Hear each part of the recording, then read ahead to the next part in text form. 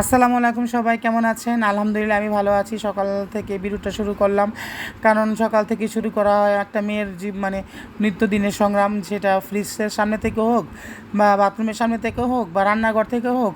মানে বাথরুম কথা বললাম কেন, মানে কাপড় ধুতে হয়, যা কিছু হয় সেখান থেকে মানে একটা মেয়ের প্রতিদিনের সংগ্রাম শুরু করতে হয়। আর একটা মেয়ে জানে প্রতিদিন তার শরীরের উপর দিয়ে কী যায় না যায়, এটা একটা মাত্র মেয়ে বলতে পারবে। আর এখানে আমি অনেকগুলো সবজি নিয়ে নিচ্ছি, একটা শুটকি তরকারি রান্না করব। আর খালি পেটে আমি আনারস নিয়ে নিচ্ছি খাওয়ার জন্য, কারণ আম্মা বলতেছে অনেক দিন ধরে আমি একটু ক্রিমির প্রবলেমে ভুগতেছি। আম্মা বলতেছে যে খালি পেটে আনারস খাও, প্রবলেমটা সলভ হতে পারে। তো আমি সেই জন্য খালি পেটে আনারস নিচ্ছি খাইতে।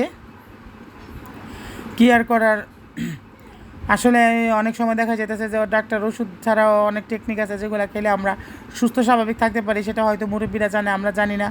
আর এখানে আমি রান্না অবশ্যই দিয়েছি, জালি কুমড়া দিয়ে একটা মাছ তরকারি রান্না করছিলাম, আর একটা তরকারি রান্না করছিলাম ওই যে সবজি শুটকি তরকারিটা।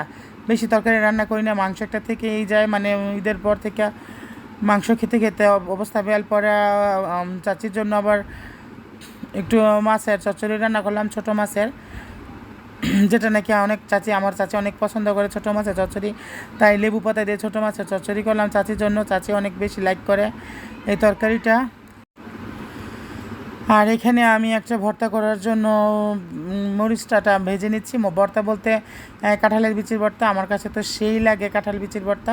আর এখানে আমি গোসলও করে আসছি রান্না করার পরে, কারণ গোসলটা যদি রান্নার শেষে করা না হয় না, তাহলে দেখা যেতেছে একটা মানে লেগে যায়, গোসলটা আর করা হয় না। এই হচ্ছে ব্যাপার স্যাপার। আর এখানে দুপুরে ভাত খেতে বসে গেছি, আম্মা সবাই যাচ্ছে, সবাই খেয়ে ফেলছে, আর আমি খেতে বসছিলাম। মানে যাই খাই না কেন দাঁতের প্রবলেমে কিচ্ছু খেতে পারি না। আর এটা হচ্ছে আমার হাতের সেই কাঁঠালের বিচির ভর্তা। মা বলতেছে যে আজকে কয়টা ভাত খাইলাম পেট ভরে, মানে তোমার হাতের কাঁঠালের বিচির ভর্তা দিয়ে।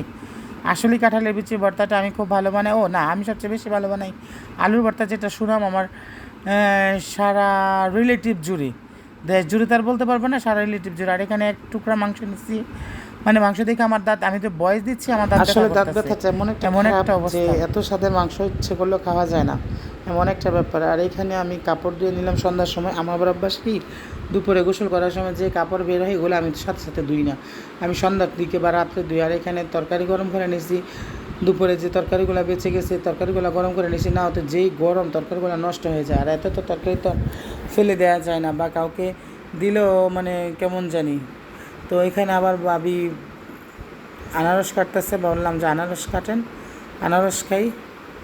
আনারসটা আমার তত পছন্দের না, বাট ভালো লাগে না আর কি খেতে, তারপরে খেতে হয়। ঘরের মধ্যে এত আনা থাকে, না খেয়েও পারি না।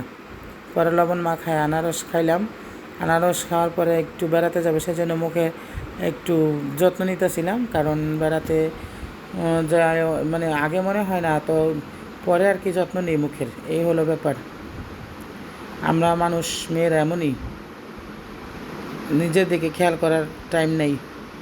আর এখানে বড়োভাবে দিছিল নেহারি, আর আমার রুটি ছিল, রুটি ভাইজা নেহারি দিয়ে খাইলাম, মোটামুটি ভালো লাগে। তবে আমার খালার হাতে নেহারি সবচেয়ে বেস্ট, আমার খালা রান্না করে।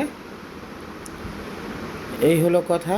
তো যাই হোক, ভিডিওটা কেমন লাগলো সবাই কমেন্টে জানাবেন, আর সবাই পেজটাতে একটা ফলো দিবেন।